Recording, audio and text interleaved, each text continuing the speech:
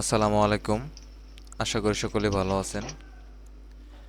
এই মুহূর্তে যে ভিডিওটি দেখতেছেন সেটা হলো আপনার লাইলন সুতার সেলফ শেড। এখানে 0.5% থেকে 2% পর্যন্ত সেলফ শেডগুলো আছে বিভিন্ন কালারের। সেলফ শেডটা হলো যে কোনো একটা কালার দিয়ে ডাইং করা হলে